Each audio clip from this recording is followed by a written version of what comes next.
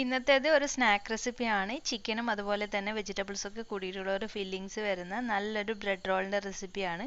അപ്പോൾ വീഡിയോ എല്ലാവരും ഒന്ന് മുഴുവനായിട്ട് കണ്ടു നോക്കുക. ഇഷ്ടമായാലും ലൈക്ക് ചെയ്യാനും ഷെയർ ചെയ്യാനും മറക്കല്ലേ. അപ്പോൾ നമുക്ക് ഈ ഒരു ബ്രെഡ് റോൾ ഉണ്ടാക്കാനായിട്ട് ആദ്യമായിട്ട് ഈസ്റ്റാണ് വേണ്ടത്. 1 ടീസ്പൂൺ ഈസ്റ്റ് നമുക്കൊരു വലിയൊരു ബൗളിലേക്ക് ഇട്ട് കൊടുക്കാം. ഇനി നമുക്ക് ഈസ്റ്റ് ഒന്ന് ആക്റ്റീവ് ആകാനായിട്ട് മാറ്റി വെക്കണം. അതിനായിട്ട് കുറച്ച് പഞ്ചസാര, 1 ടീസ്പൂൺ അളവിൽ തന്നെ പഞ്ചസാര ഇട്ട് കൊടുത്തിട്ടുണ്ട്. പിന്നെ ഒരു 1/2 കപ്പ് ഇളം ചൂടുള്ള വെള്ളം, ഒരുപാട് ചൂടാകാൻ പാടില്ല, പച്ചവെള്ളം ഒഴിക്കാനും പാടില്ല, അപ്പോൾ നമ്മുടെ ഈസ്റ്റ് പൊങ്ങി വരില്ല. അപ്പോൾ ഇളം ചൂടുള്ള വെള്ളം തന്നെ പ്രത്യേകം ശ്രദ്ധിച്ച് ഒഴിക്കുക. എന്നിട്ട് ഇതുപോലെ നന്നായിട്ടൊന്ന് മിക്സ് ചെയ്തിട്ട് ഒരു 10 മിനിറ്റ് ഒന്ന് മാറ്റി വെച്ച് കൊടുക്കാം. അപ്പോൾ ഒരു 10 മിനിറ്റൊക്കെ കഴിയുമ്പോൾ ഈസ്റ്റ് നല്ല പതഞ്ഞ് വരും. അപ്പോൾ നമുക്ക് ഇതുപോലെ നല്ല പതഞ്ഞ് വന്നാൽ മാത്രമാണ് നമുക്ക് നല്ല രീതിയിൽ ബ്രെഡ് ഉണ്ടാക്കാനായിട്ട് സാധിക്കൂ. അപ്പോൾ നിങ്ങൾക്ക് നല്ലപോലെ ഇതുപോലെ പതഞ്ഞ് വന്നിട്ടില്ലെങ്കിൽ നിങ്ങൾ എടുക്കുന്ന ഈസ്റ്റ് ശരിയായിട്ടില്ല. അപ്പോൾ നല്ല ബ്രാൻഡഡ് ഈസ്റ്റ് എടുക്കുക, അതുപോലെ പുതിയ ഈസ്റ്റ് എടുക്കുക. ഇനി ഇതിലേക്ക് ഒരു 2 ടേബിൾ സ്പൂൺ ഓയിൽ ഒഴിച്ച് കൊടുത്തിട്ടുണ്ട്. സൺഫ്ലവർ ഓയിലാണ് ഒഴിച്ച് കൊടുത്തിട്ടുള്ളത്. നമുക്കിതിലേക്ക് ഒഴിച്ചു കൊടുക്കാൻ പോകുന്നത് 1/2 കപ്പ് ഇളം ചൂടുള്ള പാലാണ്. അപ്പോൾ ഇതും കൂടി ഇട്ടിട്ട് നന്നായിട്ടൊന്ന് മിക്സ് ചെയ്ത് കൊടുക്കുക. നമുക്കിതിൽ ആവശ്യത്തിനുള്ള ഫ്ലോർ ചേർത്ത് കൊടുക്കണം. ഞാനിവിടെ ഒരു 2.5 കപ്പോളം മൈദമാവ് ചേർത്ത്, 2.5 ഇല്ല 2 കപ്പും ഒരു 1/4 കപ്പും മൈദമാവ് ചേർത്ത് കൊടുക്കുന്നുണ്ട്. അപ്പോൾ 1/2 കപ്പായിട്ട് ഇതുപോലെ ഇളക്കിയിട്ട് മിക്സ് ചെയ്ത് കൊടുക്കുക. എന്നിട്ട് നന്നായിട്ട് ഒരു 10-20 മിനിറ്റ് കൗണ്ടർ ടോപ്പിൽ ഇട്ടിട്ട് നന്നായിട്ടൊന്ന് കുഴച്ചെടുക്കണം. അപ്പോഴാണ് നമ്മുടെ ബ്രെഡ് നന്നായിട്ട് വരികയുള്ളൂ. അപ്പം ചപ്പാത്തിയുടെ മാവിൻ്റെ അത്രയും അങ്ങ് ടൈറ്റ് ആവാൻ പാടില്ല, കുറച്ച് ലൂസായിട്ടാണ് വരേണ്ടത്. അതുപോലെ തന്നെ നമ്മളിത് കുഴക്കുന്ന സമയത്ത് കയ്യിൽ വല്ലാണ്ട് ഒട്ടിപ്പിടിക്കും, അതൊന്നും കുഴപ്പമില്ല. കുറച്ച് ലൂസായിട്ട് തന്നെയാണ് നമുക്ക് വേണ്ടത്. അതുപോലെ തന്നെ കയ്യിൽ ഒട്ടിപ്പിടിക്കുന്ന സമയത്ത് കുറച്ച് എണ്ണ കയ്യിൽ തടവുക, അല്ലെങ്കിൽ കുറച്ച് മൈദമാവ് കയ്യിലാക്കിയിട്ട് നന്നായിട്ട് കുഴച്ചെടുത്താൽ മതി. അപ്പോൾ കുഴക്കും തോറും ഇത് നന്നായിട്ട് ലൂസായിട്ട് വരുന്നതായിട്ട് കാണാം.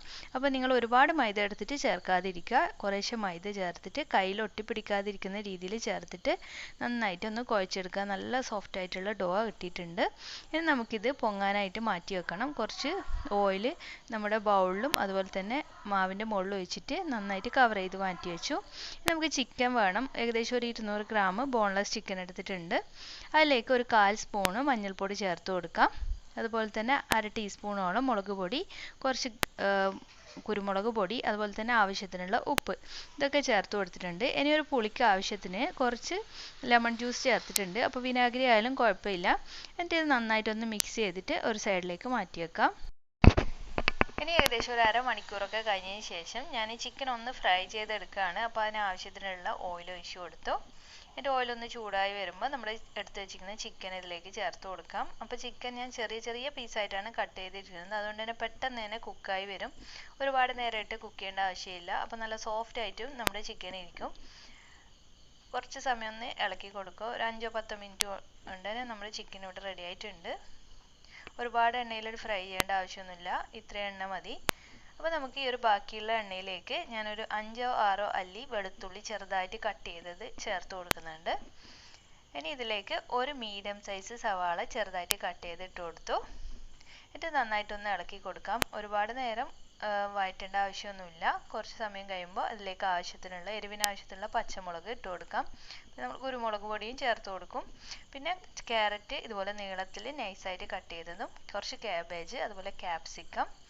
അപ്പോൾ ഇതൊക്കെ നിങ്ങൾക്ക് ഇഷ്ടമുള്ള അളവിനനുസരിച്ചിട്ട് ഇടുക. നിങ്ങൾക്ക് ഏത് വെജിറ്റബിൾ ആണോ കൂടുതൽ ഇഷ്ടം അതിനനുസരിച്ച് ഇട്ടാലും മതി.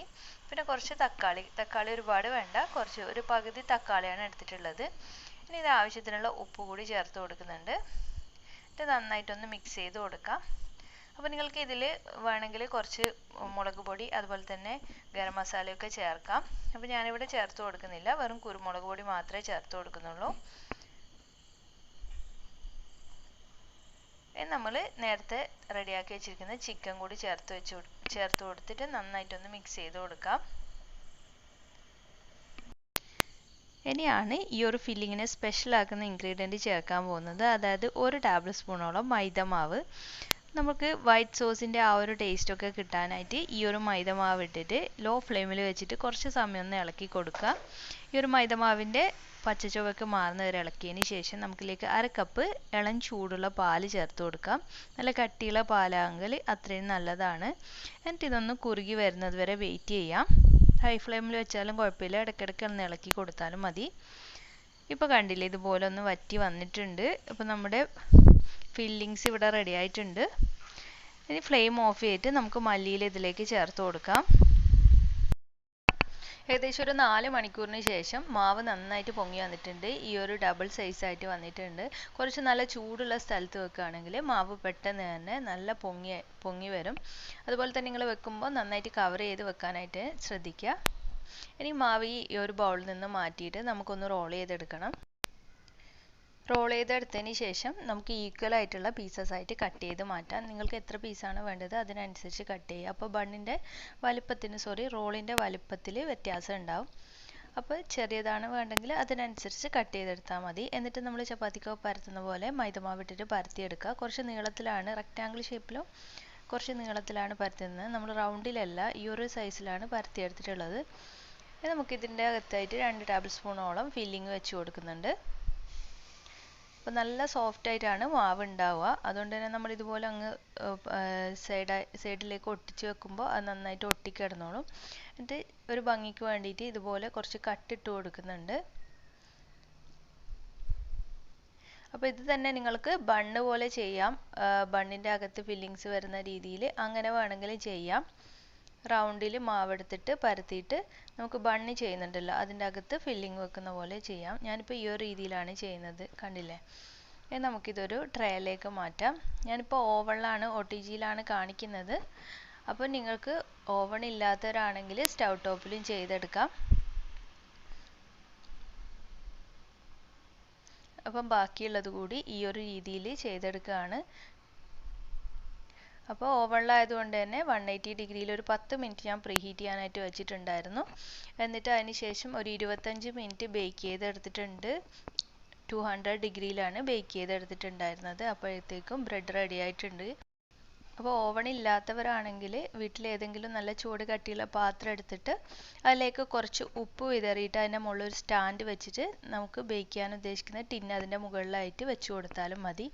അപ്പോഴും നമുക്ക് ബേക്ക് ചെയ്തെടുക്കാനായിട്ട് പറ്റും. അപ്പോൾ ഞാൻ അങ്ങനെ കൂടി കാണിക്കാമെന്ന് കരുതിയിട്ടായിരുന്നു വീഡിയോ ചെയ്തത്. പക്ഷേ ചില പ്രശ്നങ്ങൾ കൊണ്ട് എനിക്ക് ചെയ്യാനായിട്ട് പറ്റിയില്ല. പെട്ടെന്ന് തന്നെ വീഡിയോ ഷൂട്ട് ചെയ്യേണ്ടതുണ്ടായിരുന്നു. അപ്പോൾ ഞാൻ കുറച്ച് മുട്ടയുടെ മഞ്ഞയിലേക്ക് കുറച്ച് പാൽ വെച്ച് മിക്സ് ചെയ്തിട്ട് അത് ബ്രഷ് ചെയ്ത് കൊടുത്തിട്ടുണ്ടായിരുന്നു എല്ലാ റോളിൻ്റെ മുകളിൽ. അതിന് ശേഷം കുറച്ച് വെളുത്ത എള്ള് ഇതുപോലെ ഒന്ന് മുകളിലായിട്ട് ഇട്ട് കൊടുക്കുന്നുണ്ട്. അപ്പോൾ കറുത്ത എള്ളായാലും കുഴപ്പമില്ല, കയ്യിൽ ഏതാണ് ഉള്ളത് അത് ചെയ്ത് കൊടുക്കുക. അപ്പോൾ നമ്മുടെ മുകളിൽ റോളിന് നല്ലൊരു കളർ കിട്ടാൻ വേണ്ടിയിട്ടാണ് ഇങ്ങനെ ചെയ്യുന്നത്. അതുപോലെ നല്ല സോഫ്റ്റ് ആയിട്ടും ഇരിക്കും. അപ്പോൾ ഇവിടെ റെഡി ആയിട്ടുണ്ട്. ഏകദേശം 20 മിനിറ്റ് സമയം എടുത്തിട്ടുണ്ടായിരുന്നു ഇതൊന്ന് റെഡിയായി കിട്ടാനായിട്ട്. ഇനി നമുക്ക് ചൂടോടുകൂടി തന്നെ കുറച്ച് ബട്ടർ അല്ലെങ്കിൽ ഗീ ഇതിൻ്റെ മുകളിലേക്ക് സ്പ്രെഡ് ചെയ്ത് കൊടുക്കാം. അങ്ങനെ ചെയ്യുമ്പോൾ ഒന്നുകൂടി നല്ലൊരു ഷൈനിങ് കിട്ടും നമ്മുടെ റോൾസിന്. അതുപോലെ തന്നെ അടിയിൽ ബട്ടർ പേപ്പർ വെച്ചതുകൊണ്ട് തന്നെ പെട്ടെന്ന് തന്നെ ഇളക്കിയെടുക്കാനും പറ്റും. ഇപ്പോൾ കുറച്ച് ഹാർഡായിരിക്കും, നമ്മളിത് തണുത്തതിന് ശേഷം നല്ല സോഫ്റ്റ് ആയിരിക്കും ഈ ഒരു റോൾസ് എല്ലാം. അപ്പോൾ എല്ലാവരും ഒന്ന് ട്രൈ ചെയ്ത് നോക്കി ഫീഡ്ബാക്കൊക്കെ അറിയിക്കുക. അതുപോലെ തന്നെ വീഡിയോ ഇഷ്ടമായാൽ ലൈക്ക് ചെയ്യാനും ഷെയർ ചെയ്യാനും മറക്കല്ല. അതുപോലെ ചാനൽ സബ്സ്ക്രൈബ് ചെയ്യാതെ കാണുന്ന ആരെങ്കിലും ഉണ്ടെങ്കിൽ വീഡിയോസ് ഇഷ്ടമാണെങ്കിൽ ഒന്ന് സബ്സ്ക്രൈബ് ചെയ്ത് സപ്പോർട്ട് ചെയ്യണേ. അപ്പോൾ ഇനി മറ്റൊരു നല്ല വീഡിയോ ആയിട്ട് വരുമ്പോഴേക്കും താങ്ക്